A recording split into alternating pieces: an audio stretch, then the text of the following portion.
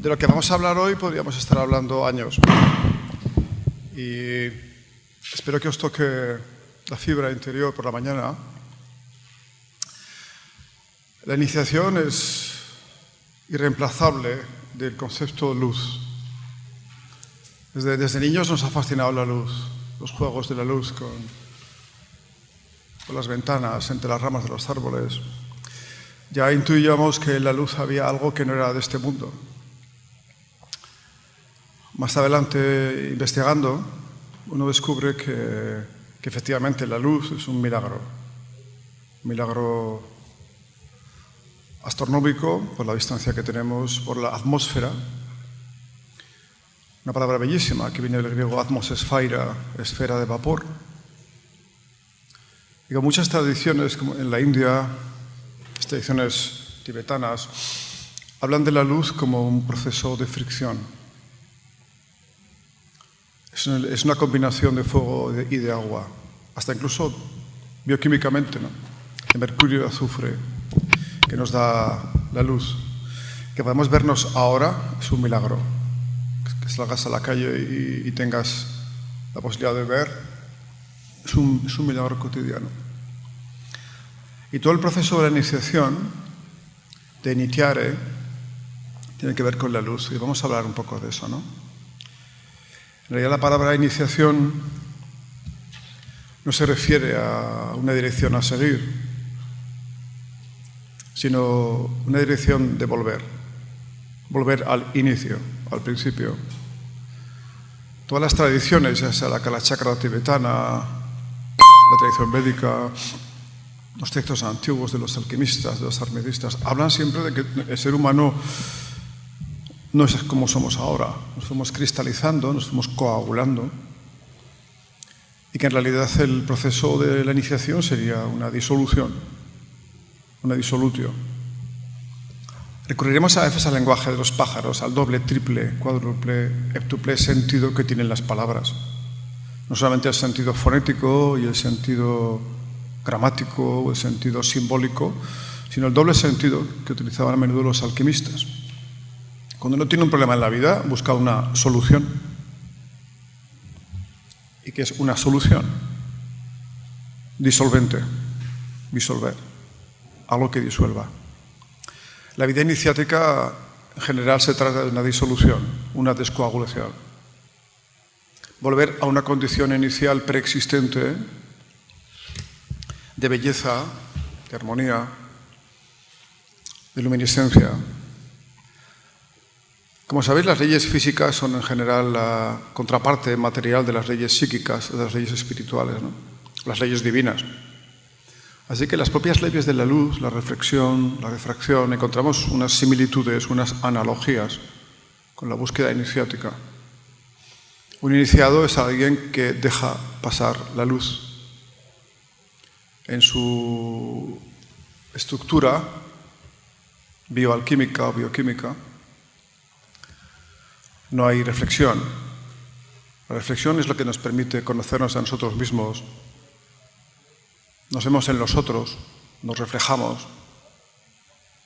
Cuando hay un rito, es un rito en el que se efectúa esa especulación. Speculum es un rito de reflexión de la luz, te reconoces en el otro. El proceso iniciático va a llevarnos a que exista una refracción. El ángulo de incidencia de la luz en el ser ya es distinto. Esa refracción permite ver más claro, pero no real, porque hay una distorsión de la luz. Interfiere la mente, las tres dimensiones. Y más adelante ya hay una transparencia. Y tenemos una imagen que me encanta, veis a un hombre, un náufrago, ¿no? Todos tenemos la sensación lacerante de no ser de este mundo, de que estamos aquí de paso. En realidad, como dice la tradición, el hombre no es de aquí. Y que la existencia en este planeta, en esta dimensión, es un tránsito, un episodio. Los Vedas nos hablan de más de 400 formas de ser humano, solo en el sistema solar. Evidentemente, su forma física no será la misma, ¿no? Están expuestos a leyes de gravedad y de gases respirables muy distintos a los nuestros. Pero más de 400 formas de ser humano. Así que lo que llamamos humanidad no se refiere al Homo sapiens sapiens, sino se refiere a una forma de despertar. Despertar de un sueño. En la Homérica Odisea se ve a menudo esa idea, ¿no? Cada vez que meditas, cada vez que sufres, cada vez que lloras, cada vez que sientes perplejidad, ya lo dicen los sufíes, ¿no? Que el cielo estaba cerrado para las súplicas, pero no para las lágrimas. Estás enviando un mensaje en una botella. Seguramente tu presencia aquí ahora y la nuestra es la respuesta a ese mensaje que un día enviaste. Lo que llamaban los antiguos el espíritu de la búsqueda, cuando hay una incertidumbre interior, cuando siempre falta el otro zapato, cuando ves que ni siquiera el amor humano llena el vacío que sientes, ¿no? Ni siquiera el amor de padre o de madre a veces, ¿no? Ese es el principio de la iniciación. Uno empieza a buscar, se convierte en un buscador. Y eso nos une a nosotros en esta singladura oceánica, ¿no? La Homérica Odisea en realidad es un texto, como todos los demás textos de los sabios. Pitágoras hacía leer a los enfermos la Odisea en su escuela, porque las palabras, el verbo homérico, el griego, tenían poder curador, curaban a la gente. Y el mensaje de la Odisea, ese mensaje del ciclo del alma, es la gran aventura del alma. Eres tú eres Ulises y vas buscando volver a Ítaca, encontrarte con tu amada, que es tu alma. Así que leído desde un prisma iniciático, cualquier texto antiguo cobra un valor extraordinario. Os sugiero que leáis a Homero a la orilla del mar, porque no hay nada tan evocador, tan invocador, tan evocador como la mar. Ya decían los sabios del pasado, decían que el hombre llega a este mundo como un náufrago. Somos náufragos de las estrellas. Y eso no es simbólico, es real. Llegamos a una dimensión de conciencia espesa y fría, vomitando agua de mar, cianóticos, hipóxicos, llorando, pero sobre todo amnésicos. Nuestro problema es el olvido. Así que recordar quiénes somos, recordar nuestra naturaleza divina, nuestra pertenencia a las estrellas, es el proceso de la iniciación. Siempre en todas las tradiciones hay una leyenda de algo que se perdió, algo extremadamente valioso, que se perdió o se rompió o se truncó o se destruyó, ya sean los planos del templo de Salomón, que habían sido entregados por Dios, un cáliz perdido, una columna abatida, una columna rota, un árbol de la vida truncado. Siempre está el emblema de algo muy valioso para el ser humano que se perdió. Trátase la iniciación de reencontrar eso. ¿Dónde? En ti mismo. Ese estado de desconexión, esa dimensión de separación, de aparente separación, tan lacerante, ¿no? Todos somos seres traumáticos en este planeta, todos tenemos síndrome de estrés postraumático. El más importante es la separación del uno. Cuando fuimos extendidos de la unidad. Y ese trauma, esa herida que nunca se cierra, que los sufíes llaman la vieja herida, no es de este mundo, no tiene que ver con tu vida de cada día. Es cierto, se va a reproducir en los traumas, en las separaciones, en las pérdidas. Se te produjo muchísimo cuando naciste. Cuando naces, ese separado de la madre, de la felicidad amniótica, de la ingravidez que tanto se parece al espacio, ya que era un gran trauma, que se va a reproducir cuando el ambiente se asemeje. En los divorcios, en las pérdidas, reaparece con esa virulencia, ese trauma de separación, ¿no? Así que todos tenemos una herida, pero como dicen los antiguos, en la herida está la sanación. Rumi nos dice que es por la herida por donde entra la luz y también por donde sale. Así que esa herida interna que nos crea el espíritu de la búsqueda es lo que nos hace venir hoy aquí, a las 9 de la madrugada, imaginaros, ¿no? Venir aquí a escuchar cosas que ya en el fondo las sabéis, ¿no? En Occidente esa búsqueda se plasmó muchísimo en los cuentos de caballería, en los relatos de caballería que tienen todo el simbolismo, todo el hermetismo de la búsqueda iniciática universal. Sabéis que esos relatos sobre todo venían de la cultura celta, que fueron luego cristianizados por los cistercienses, aparecieron con Chrétien de Troyes, con Eschenbach, y hablaban de algo muy valioso, una cosa que estaba perdida, que había que localizar, que era el grial. El grial nunca fue una copa. Eschenbach dice que era una piedra.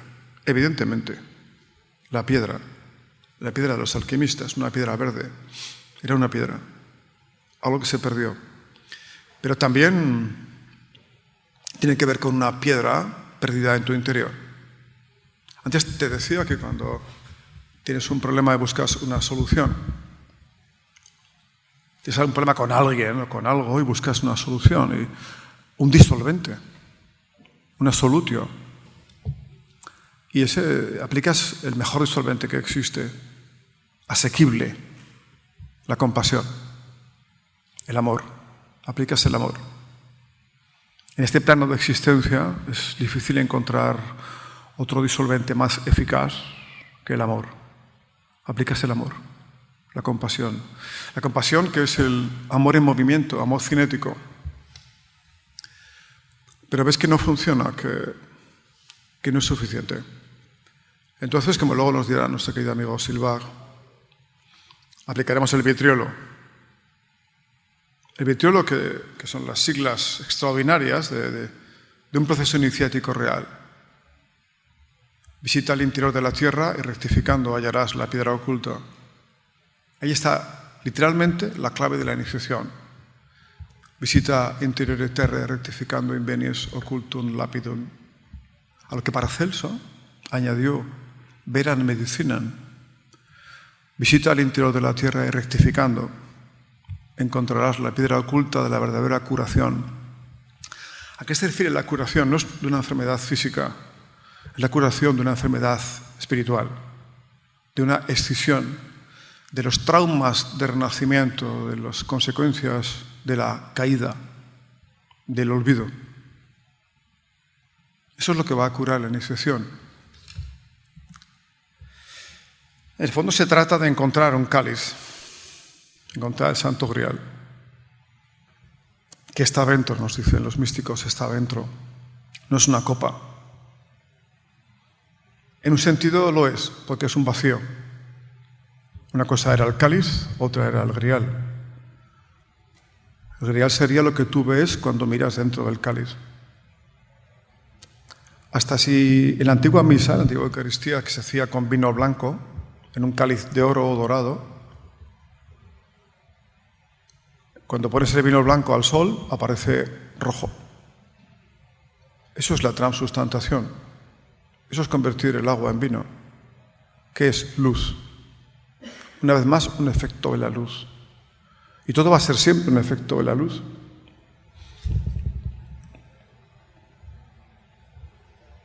Ahí tienes unos fragmentos del Génesis. Pura alquimia. Cuando dice que las tinieblas cubrían la superficie del caos. Y Dios dijo que la luz sea, y la luz fue. Ese es el sentido profundo de la palabra iniciación, cuando la luz es. En realidad, la traducción bíblica de "y Dios vio que la luz era buena", no es una traducción real. Dijo algo parecido a Ruach. Tiene que ver con la respiración. Respiró. En el piramidión de cualquier enseñanza sagrada siempre encontramos el concepto de respiración. Hay una neumatología. También unido a una eufonía, al uso de los sonidos del verbo, de la palabra. Busquéis donde busquéis, en cualquier tradición, siempre aparece el sentido de la palabra, del verbo, del sonido. Así que toda la metafísica la encontramos en eso. Esta foto me gusta mucho. Ahí tenemos, todos somos unos caballeros del Grial, todos, ¿no? La caballería es un estado del ser. Ya lo decía Ibn Arabi, que de todos los hombres el más grande era el caballero, ¿no? Cuando digo hombre lo digo con mayúscula, no me refiero al hombre biológico, ser humano, Es el mejor de los hombres, el caballero, porque va donde nadie iría, porque hace lo que nadie haría, porque corre en dirección contraria a la gente que huye, y porque gracias al caballero las madres pueden cuidar a sus hijos, y los campesinos cultivar la tierra, y los monjes alcanzar el despertar, y los bardos componer sus canciones, y los trovadores sus trovas, y los niños jugar y crecer, ¿no? Gracias a ti, al caballero, porque eres el mejor de los hombres, el mejor. La caballería es el estado del alma humana, el estado de belleza, de inocencia, de compasión.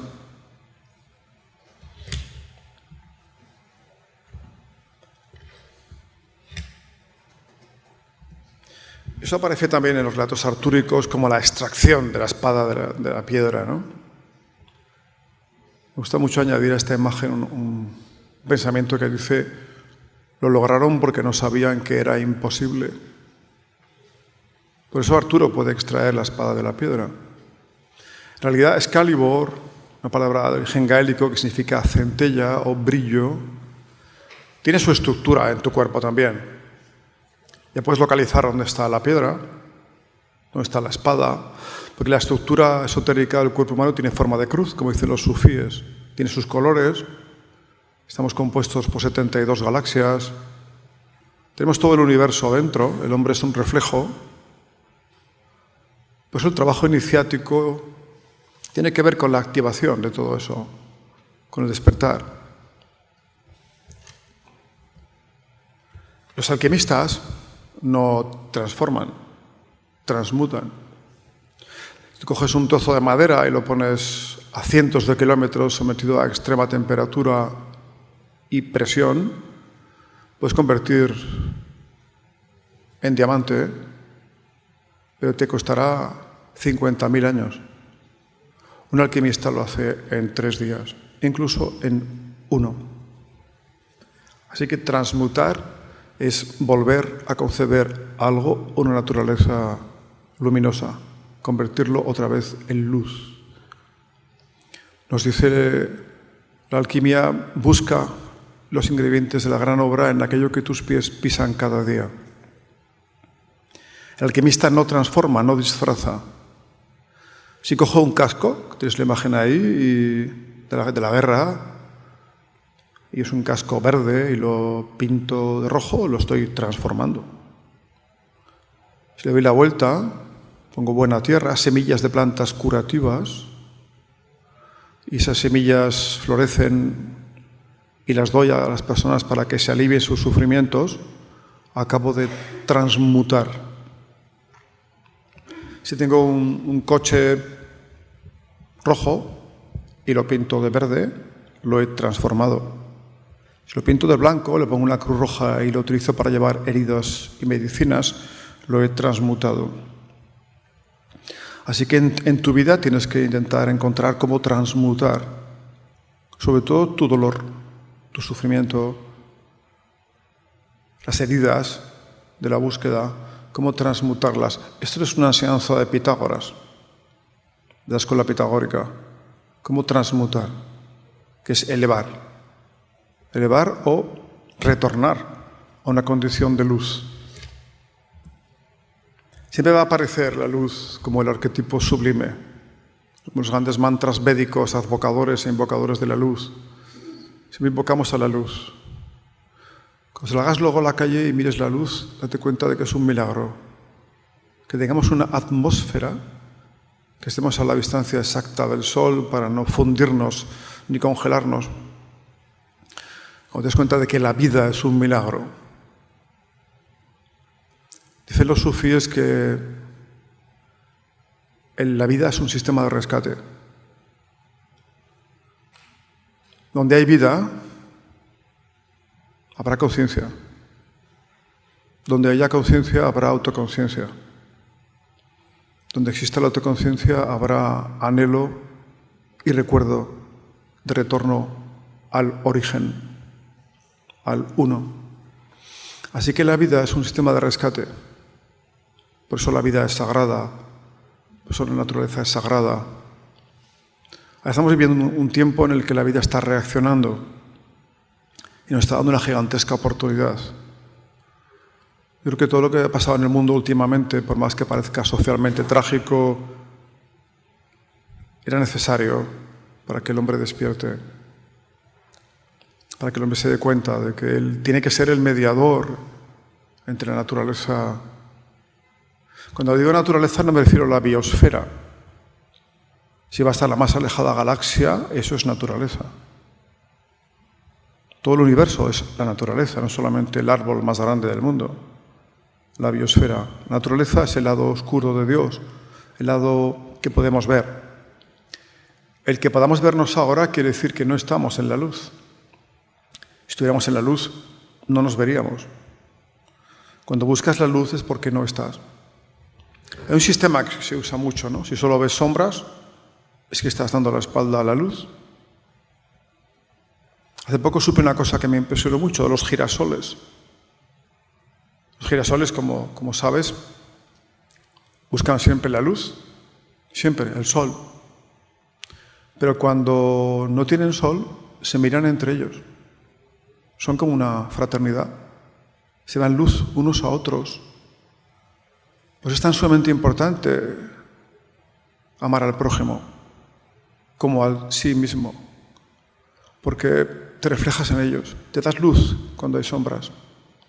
Pero todavía hay algo más impresionante, ¿no? Cuando un girasol crece mucho y se hace fuerte, deja de girar. Ya es luz, ya es un sol, es un iniciado, ya irradia luz, ya es transparente como un cuarzo, deja pasar la luz. Y todavía otra cosa importante, cuando ese girasol se hace enorme y potente y fuerte e irradia luminiscencia, los pequeñitos empiezan a mirarle a él cuando no tienen luz. Extraordinario, qué ejemplo extraordinario. Los girasoles chiquititos lo miran a ellos. Por eso los veteranos de la vida y de la búsqueda tenemos que dar siempre ejemplo. Siempre.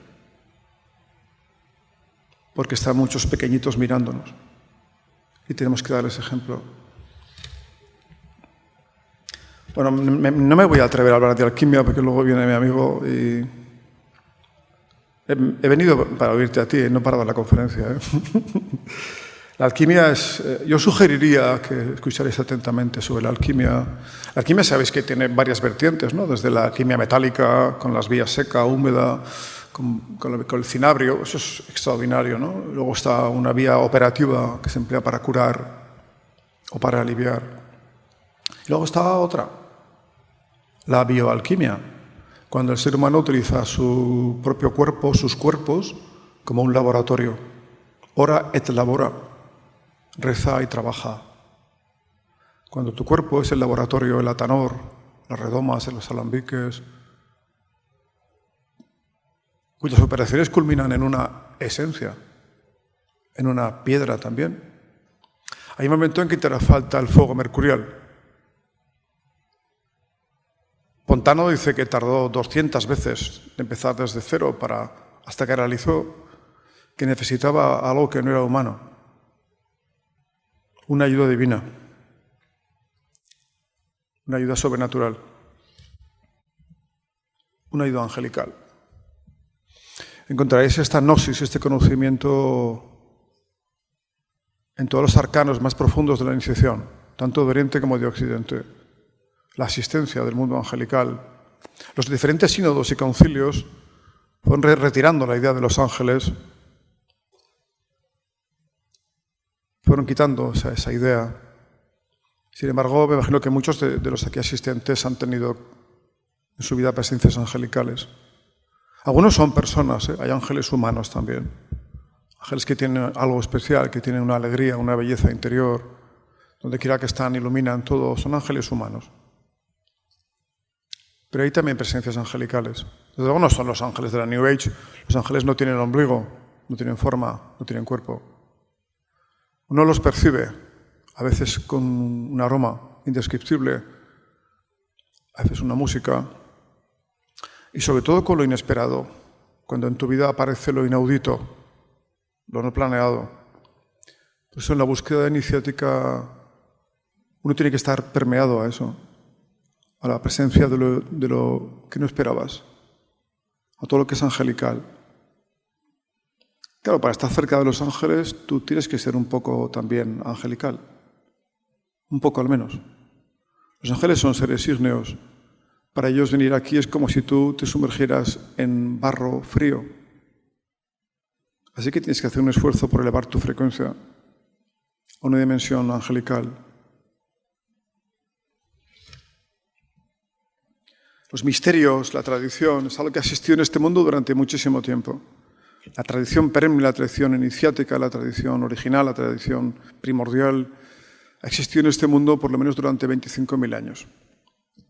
Son los medios o sistemas por los cuales el hombre puede realizar su despertar. Y esa tradición se ha revestido de muchísimos cuerpos. En Occidente, desde la Orden de los Templarios, desde la alquimia, los constructores de catedrales, Paracelso, las órdenes iniciáticas extremadamente serias y poderosas que existen, y potentes espiritualmente también, han ido heredando un fragmento de la piedra.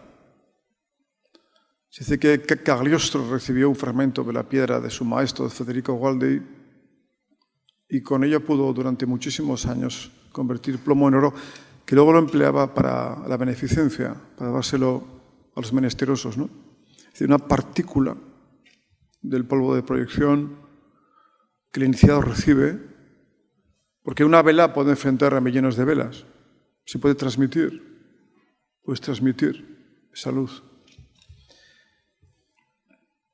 Esos conocimientos, los egipcios sabían que iban a volver. Así que dejaron todo lleno de deposits. Todo Egipto está lleno de...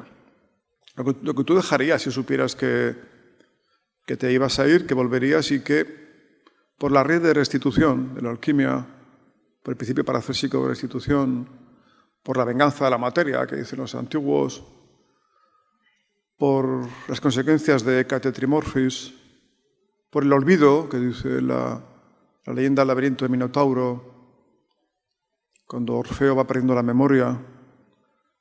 Así que dejaron todo escrito en piedras, en rituales, en psicodramas y en cuerpos humanos. Esos misterios han sido conocidos como los misterios de Isis. Aquí cerca creo que hay un templo de Isis. Bueno, lo creo no, estuve este verano. Cerca de Cartagena hay un templo de Isis. Bellísimo, por cierto. Si lo vais a visitar, la gente deja ofrendas, incluso inciensos.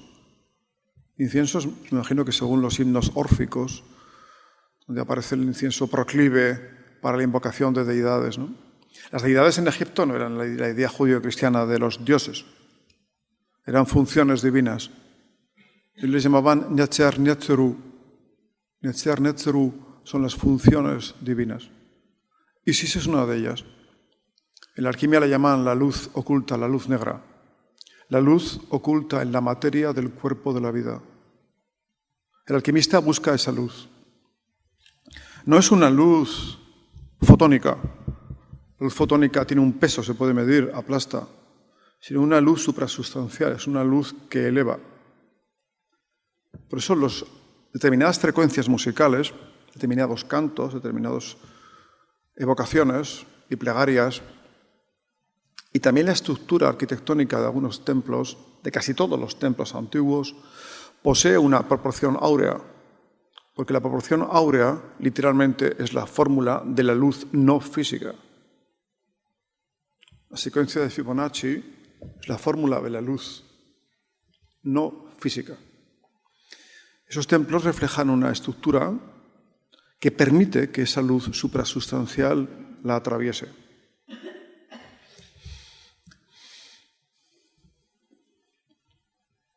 Siempre vamos a encontrar esa constante, ese número áureo, esa proporción áurea.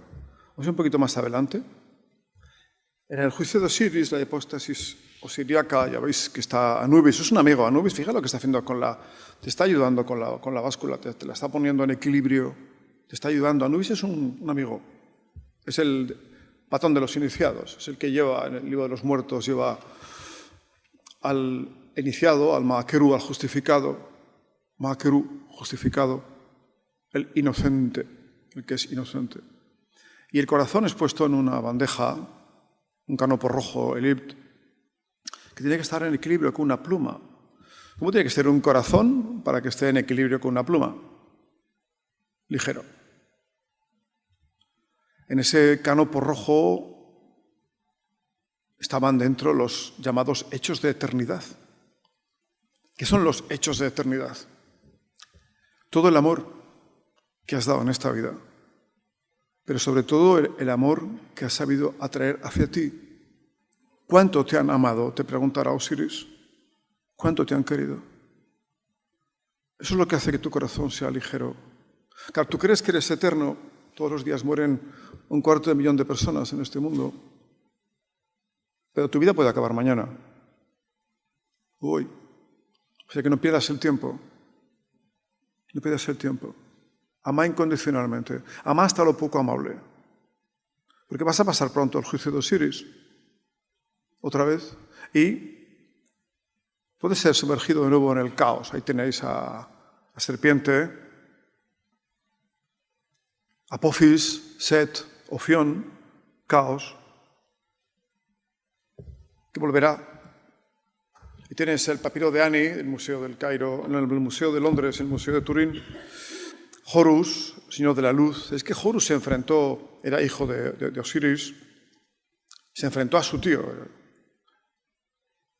Osiris adoraba a su hermano, pero Set odiaba a Osiris. Con la leyenda de Orfeo, la leyenda del Minotauro, perdón, el héroe estaba en el laberinto y buscaba al Minotauro, luego hablaremos de eso, ¿no? La misma idea del juicio de Osiris. Hay un hilo conductor siempre, que es el amor, siempre. Ya cuesta hablar de amor. Una palabra tan denostada, tan abusivamente utilizada, tan pervertida, tan gratuitamente usada, que cuesta hablar de amor, ¿no? La etimología de la palabra amor sugiere la idea de no muerte, amor. En el fondo es que no hay mucho más. Está el amor y está el miedo. El amor tiene muchísimas herramientas, el miedo muchísimas armas. Y tú tienes que hacer la elección, tú tienes que discernir siempre. Usar el amor o usar el miedo. El miedo, nos dicen los sabios, no es una sustancia, es una carencia. Como la oscuridad, como el frío. Es una carencia, no es una sustancia. Hermes nos dice, la luz no lucha contra la oscuridad. Cuando la luz se manifiesta, la oscuridad desaparece. Así que por lo menos tenemos ese libre albedrío, ¿no? Ahí tienes el juicio de Osiris. Es que Anubis está ayudando, te ayuda, siempre te echa una manita en el juicio. Se coloca el canopo o el escarabajo, el kefri, con una oración. Oh corazón proveniente de mi madre, oh corazón proveniente de mi madre, oh víscera de la resurrección, no me traiciones, no digas nada perverso, nada oscuro que todavía pueda permanecer en mi alma. Porque si el iniciado pasaba al juicio de Osiris, si su corazón había sido encontrado justo y perfecto, en condición de ma'at, belleza, justicia, armonía universal, ahí tienes a Tot, tomando nota de todo lo que piensas, dices y haces, ¿no? Si tu corazón no lo ha encontrado justo, ahí tienes a un ser híbrido, Amiti, que devorará el corazón del difunto. ¿Qué quiere decir? Pasas a un proceso digestivo, a un proceso orgánico, vuelves a la reencarnación. Cosa que los egipcios temían más que la muerte. Porque los egipcios, como sabes, vivían su muerte y morían su vida. Ellos tenían siempre la idea de eternidad. Cuando vas a una tumba egipcia, es un lugar de extraordinaria belleza. No hay lobreguez, no hay oscurantismo. son lugares de liberación.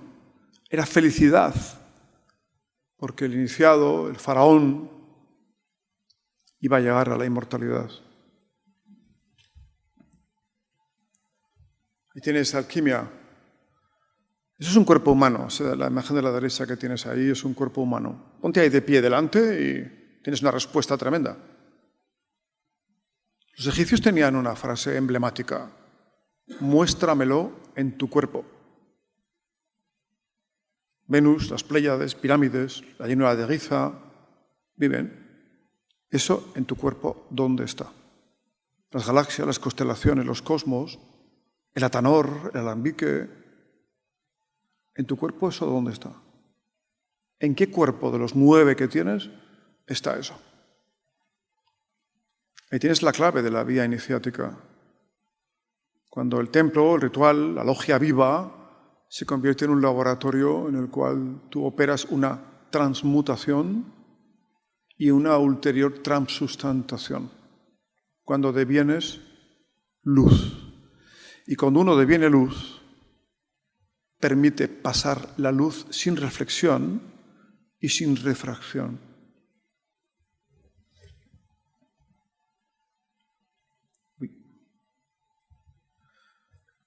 Esta imagen, ¿sabéis qué templo es esto? El interior de un Stradivarius. Bellísimo, ¿verdad? Es un autor rumano que hace fotografías dentro de instrumentos musicales. Es un hipogeo.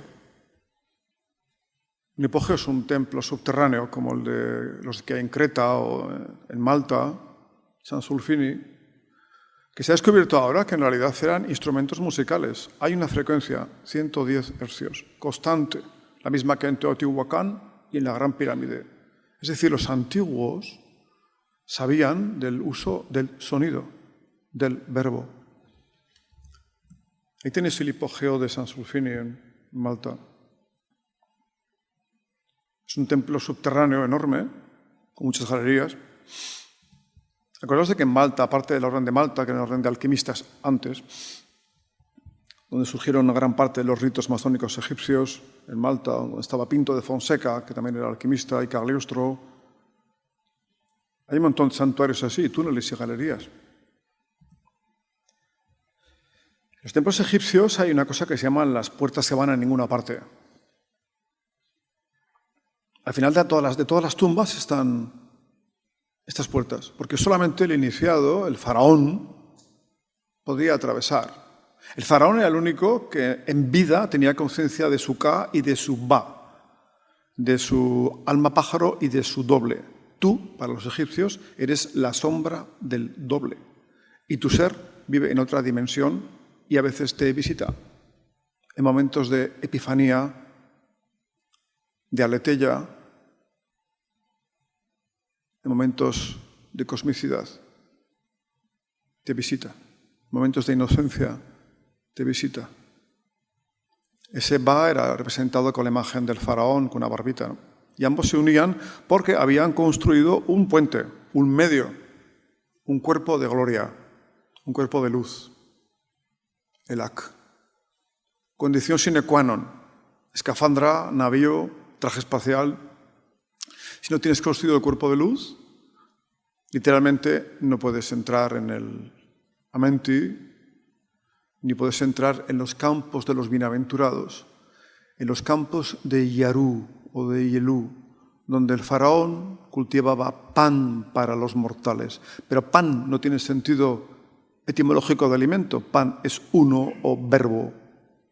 Cuando dices compañero, es alguien con quien compartes el uno, el pan. Alguien con quien quieres volver a ser uno. Cuando tienes una compañera o un compañero, es alguien con quien quieres realizar el uno.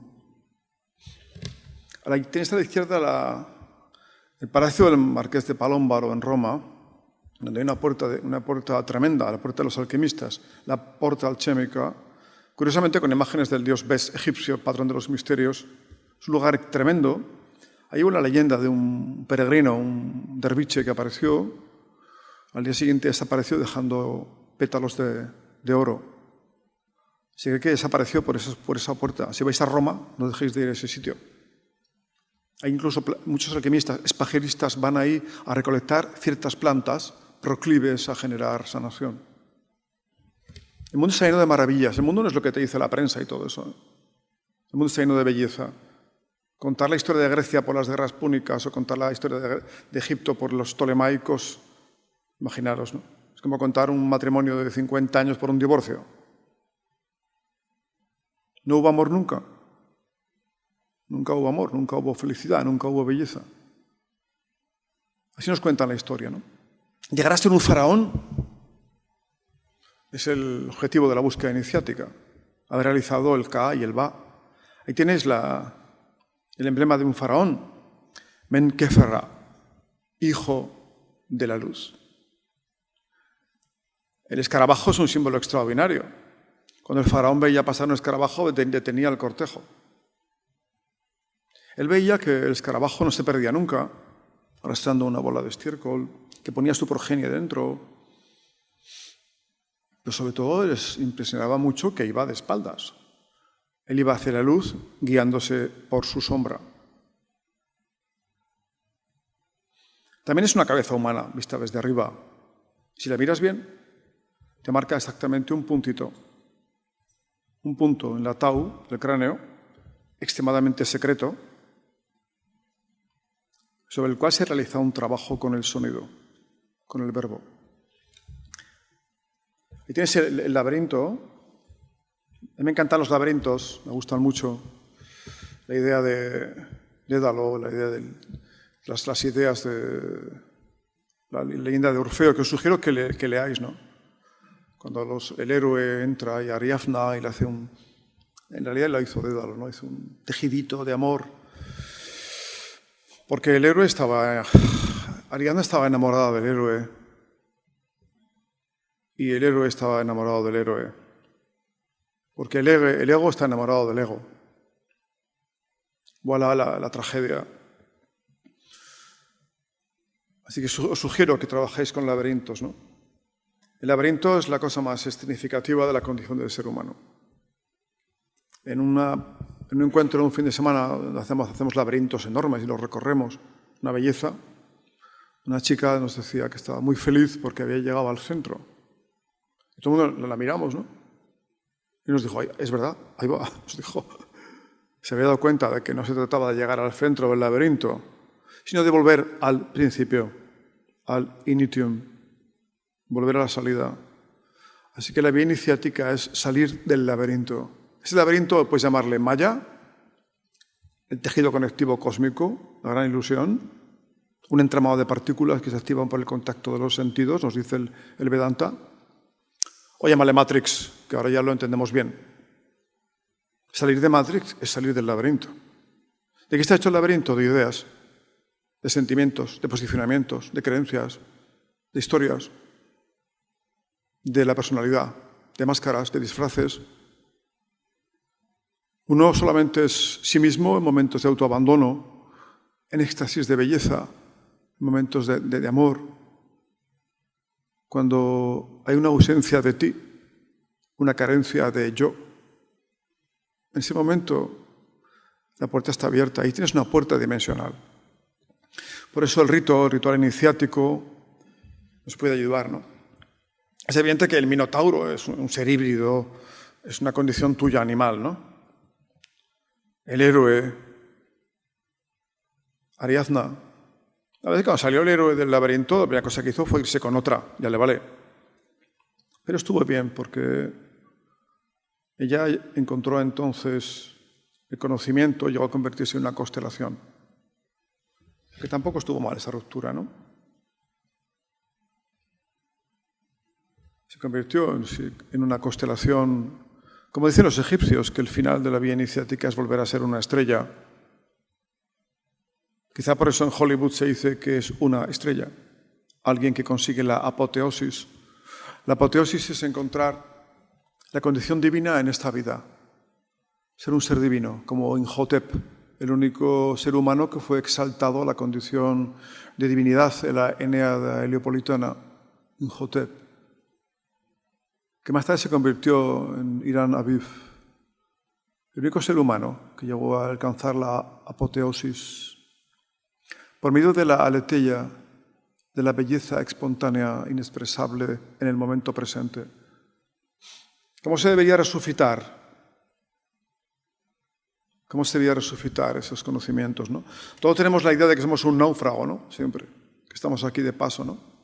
La pregunta es, el náufrago cuando reconoce que se ha perdido, que no se acuerda de nada, dice la misma pregunta que la Advaita Vedanta: ¿quién soy yo? Dicen en la India que el niño cuando nace dice Koham, ¿quién soy yo? Y que su respiración 24.000 veces al día le responde Soham, tú eres Él, tú eres Dios. Yo soy aquel que es. Ego sum qui sum. Yo soy aquel que es. Vamos construyéndonos una personalidad, abandonamos la playa, nos hacemos un carácter, una personalidad, para no sufrir, para no pensar, para no sentir, pero todo nos lleva de camino a esa playa, al origen, al principio, al uno.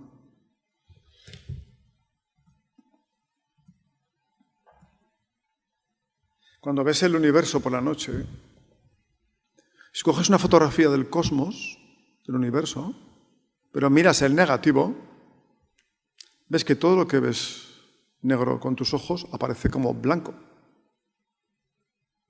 Los motivos de luz negros son los astros, las estrellas. Hubo un experimento en Suecia que se consiguió fotografiar los fotones y los neutrinos, mucho más rápidos incluso que la luz como la conocemos, ¿no? Y se dieron cuenta de que eran blancos, de que esa luz de ahí fuera que tú ves negra, esa materia oscura, era luz blanca. Y la luz brilló en la oscuridad y las tinieblas no lo comprendieron. San Juan. Et tenebras non comprendeon. La tiniebla no lo comprendió. Así que eso va a ser una constante en la búsqueda del iniciado. La búsqueda de la luz. Esa es la clave hermética y la llave de los misterios. La llave de la iniciación. Volver al principio, al origen, al uno. Te decía antes que hay una constante de reciprocidad. El número áureo aparece como una constante en la naturaleza, una secuencia de perfección. Esta es omnipresente en todo, en tu cuerpo también. Esa es la luz, esa es exactamente el número que utilizaban los egipcios para sus templos. Está por todas partes. Y es esa luz la que permite, ese número áureo, el que permite que un tipo de luz no fotónica te llegue. Áureo tiene que ver con la luz, tiene que ver con el oro. Nos dicen los sabios que el hombre tiene esa estructura lumínica, que el hombre es un reflejo total del universo. Cuando Swaller de Lübeck, el eminente teósofo y arqueólogo y egiptólogo, pasó 17 años en Luxor estudiando el templo del hombre. Él encontró, como Shellman, no uno, encontró 9 templos que cambiaban según la luz del día, sobre todo los jeroglíficos, cambiaban según la candidez del observador, según su humildad, según su corazón, según su iniciación, cambiaban. Por eso el templo de Luxor fue destruido. Se han encontrado que hay jeroglíficos que fueron cincelados. Se pensaron que habían sido los soldados, los mamelucos, habían sido los fanáticos, pero se dieron cuenta de que estaba hecho adrede. Los sacerdotes dieron muerte ritual al templo para que no fuera utilizado, porque el hombre, en el Kali Yuga, lo utilizaría como arma. Porque todo lo que el hombre descubre ahora lo utiliza para matarnos entre nosotros. Para matarnos. Para especular. Cualquier descubrimiento científico extraordinario es utilizado como arma o se ve como un adversario del petróleo. El hombre tendría que estar muchísimo más avanzado de lo que estamos ahora. Hace poco viendo una película de Ridley Scott, futurista, que prácticamente llevamos todos vestidos ya con papel albal, con naves espaciales, tipo Blade Runner. La película estaba prevista, esa predicción, para el 2019. ¿Te imaginas? ¿Por qué estamos así? ¿Por qué hemos progresado tan poco? Es evidente, ¿no? Cualquier nuevo invento es saboteado, cualquier nuevo descubrimiento es saboteado. Tenemos que estar muchísimo más avanzados de lo que estamos, muchísimo más. Pero no hay que perder la esperanza, ¿eh? El hombre está avanzando muchísimo. El hombre tiene galaxias dentro, 72 galaxias, muchísimas estrellas, 954.000 chakras, 954 chakras, pequeños, grandes. Estamos hechos del cosmos. Así que el estudio sobre ti mismo, Nostere te ipsum, es la clave. Cuando todo lo llevas a lo orgánico, cuando lo llevas hacia ti, cuando el laboratorio eres tú. Encontramos técnicas también y músicas. Por ejemplo, Debussy o Erik Satie o las pinturas de Dalí tienen la proporción áurea. Te sugiero que escuches a Erik Satie y a Claude Debussy, su música, o que escuches a Mozart. Particularmente la flauta mágica. Se dice que es la Gioconda de la música, o la esfinge de la música. Un misterio. Nadie sabe exactamente el significado oculto de la flauta mágica, pero toda la obra de la alquimia está en esa obra de Mozart.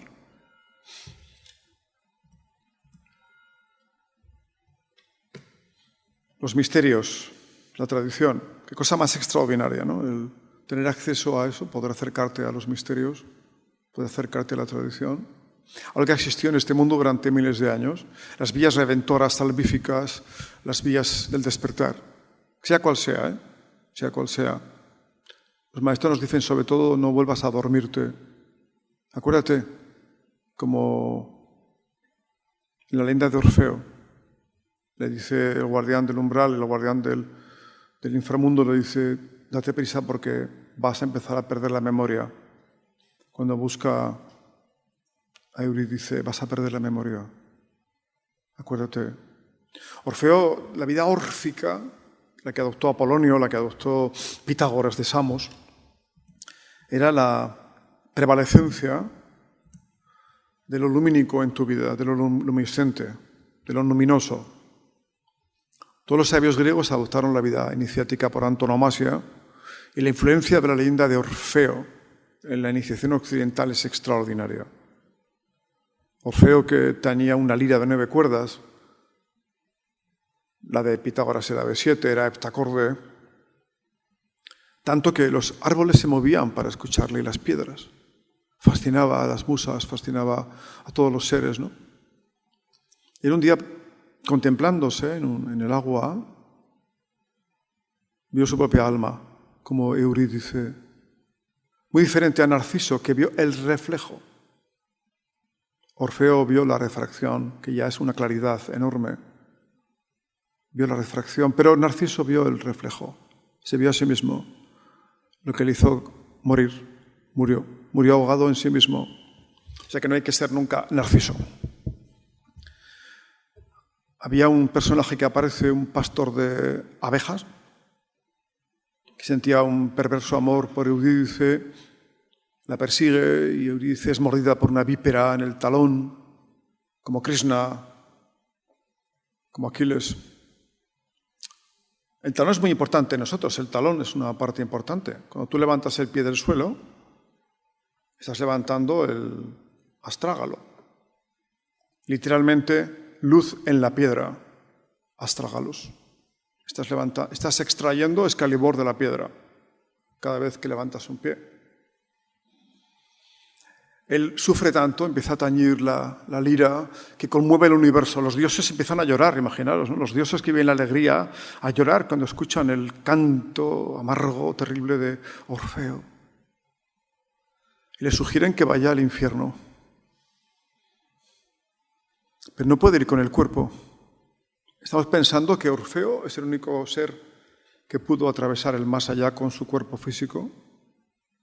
Se encuentra con el guardián del umbral y le dice que no puede, pero empieza a tañir la lira y conmueve tanto al guardián que le permite entrar.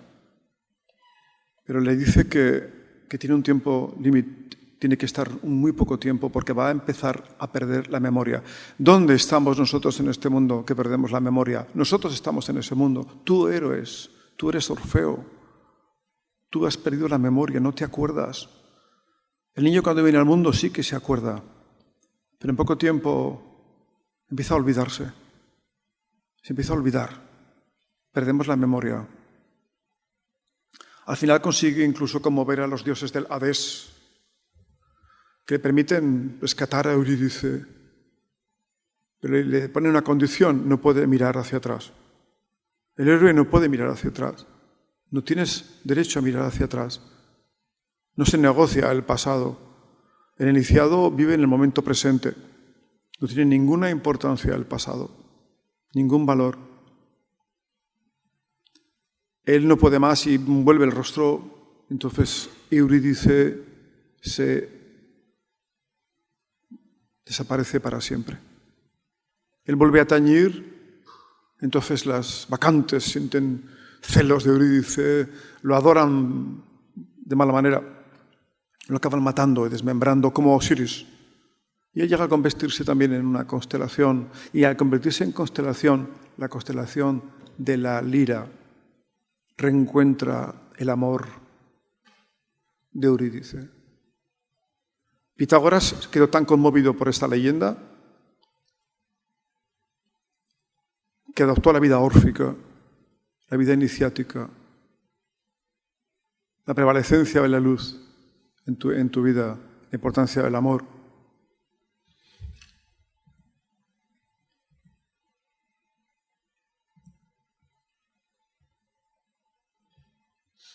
Tienes una imagen de Gustave Doré fascinante, la imagen de Il Paradiso. Os sugiero que leáis la Divina Comedia, o vosotros que poseéis la sana inteligencia, encontrad la doctrina oculta bajo estos extraños versos. Nos dice Dante, la doctrina oculta.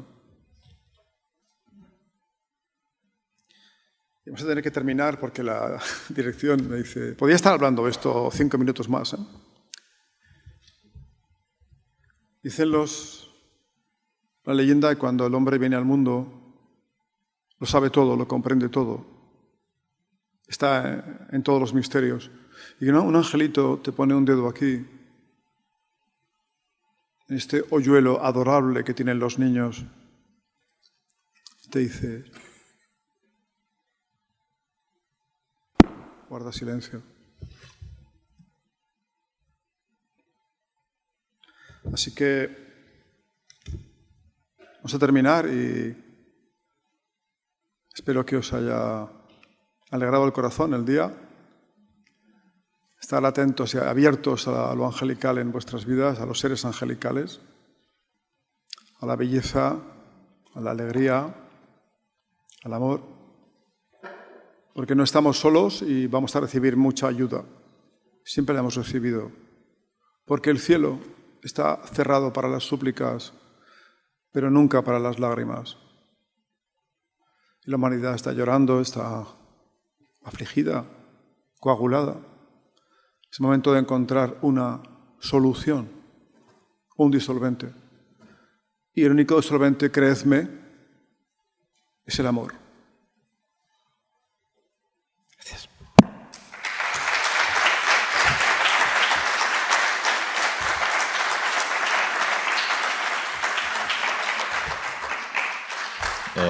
Si queréis hacer alguna pregunta, tenemos 5 minutitos para alguna pregunta. Sí. Acérquate. Sí. Hola, buenos días. Gracias por esta ponencia tan hermosa. Mi pregunta es muy sencilla. Quería preguntarle al ponente qué le sugiere cuando el orden normal de las cosas cambia y es la iniciación, la experiencia iniciática la que alcanza el individuo sin que éste se la proponga. Es decir, una persona está en lo alto de una montaña, está en el mar, en medio de una calle, de una ciudad, y de repente tiene una experiencia inconfundible, inefable, y que le transmuta. Y ese individuo, entonces, ¿qué pasa con él? Porque ya no es el mismo desde ese momento. Bueno, muchas gracias. Pues primero, enhorabuena. Enhorabuena, y es un regalo extraordinario. Pues yo te remitiría al cuento El patito feo. Era un cisne que vivía entre patos. Entonces te puedes disfrazar de pato, pero se nota muchísimo el cuello. O buscar tu buena manada de cisnes. Encontrar personas, seres humanos que hayan pasado por experiencia similar o que la busquen y empezar a vivir como un cisne. La palabra cisne en sánscrito es hamsa. Leída al revés es soham. Tú eres Dios. Así que hay que ser un cisne, vivir entre cisnes. Entonces deja de sufrir por haber estado disfrazado de pato toda la vida. Y poco a poco van apareciendo cisnes en tu vida, por todas partes. Solo hay que estarse quieto, sereno, respirar profundo, aprender a contemplar, a mirar con los ojos del alma, como dicen los templarios, y van apareciendo alrededor, no uno, cientos de cisnes, cientos. Y enhorabuena por esa experiencia seguramente alteradora, pero bendita sea, ¿no? Bendito sea lo que nos despierta, aunque sea a veces un jarro de agua fría, bendito sea. Muchas gracias por compartir esa experiencia, muchísimas gracias. ¿Hemos terminado las preguntas? Uy, otra. Bueno, José, sí. una última pregunta. Una última pregunta breve, por favor, porque le vamos a quedar poquito de tiempo. Es breve. Al principio Sí. me ha llamado la atención cuando empiezas hablando de la luz como una manifestación, la luz física, como manifestación de este proceso. Entonces me has recordado una pregunta que llevo un tiempo haciéndome y no sé si me podrías ayudar, y es que ¿cómo se le explica a un amigo invidente cómo empieza este proceso de la atracción de la luz? ¿Qué es la iniciación explicada a un invidente? Gracias. Krishnamurti estuvo una semana o más con los ojos vendados para saber lo que se sentía siendo ciego. Y a ver si se ocluía la luz interior cuando no tenía percepción visual. Y no la perdió. Una semana con los ojos vendados para ver si era verdad que dependía de los ojos físicos y no perdió la luminiscencia. Así que quizás si le ocurriera, a este pobre hombre le ocurriera, me refiero a mí, le ocurriera eso, trataría de encontrar la luz interior, el acceso a una luz transfigurativa en lo interior. Pediría ayuda, seguro, porque no estamos solos ni tenemos que estar solos. Pediría ayuda y trataría por todos los medios de localizar la fuente de la luminiscencia interna. Los que lo han conseguido, incluso invidentes, han alcanzado la felicidad. Hay muchos sabios, como sabios hebraicos. Isaac el Sec, por ejemplo, era un cabalista de Gerona, español, que era ciego. Uno de los más maestros de cábala y de hermetismo que había en Occidente. Así que se puede conseguir. Hay lámparas. Hay lámparas. Pero había que pensar que todos estamos ciegos, todos. Y mudos. Por eso el iniciado, cuando en el libro de los muertos, en el ritual de la apertura de la boca, como dicen los textos de las pirámides, los textos de los sarcófagos, cuando es abierta la boca y los ojos de la momia, dicen, el iniciado creerá que nunca había respirado y que nunca había visto. Y cuando habla, se da cuenta de que nunca en realidad había utilizado la palabra. Así que la iniciación concede otros ojos, otros oídos, otros órganos, que no se van a localizar en la cabeza, sino en otros lugares más secretos. El iniciado se supone que empieza a percibir el mundo con unos órganos distintos a los físicos. Así que eso es el remedio que yo creo que buscaría en ese caso, por todas las formas posibles.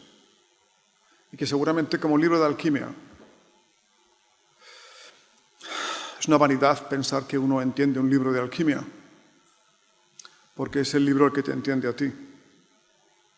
Cuando un libro no lo entiendo, que suele ser casi siempre, lo pongo bajo la almohada, como dicen los sufíes, para que tu alma lo lea por la noche. Así que entender un libro de alquimia o hermético puede ser muy complicado. Quizás el libro de alquimia el que te entiende a ti, porque es el laboratorio el que te hace a ti. A lo mejor hay que dejar de hacer y hay que aprender a dejarse hacer. Cuando vamos a Egipto, digo siempre a la gente, en Egipto hay mucho que hacer, pero muchísimo más que dejarse hacer. Porque va a acontecer algo, algo va a pasar aquí, extraordinario a pesar de ti. Gracias, muchísimas gracias por tu pregunta. Muchísimas gracias.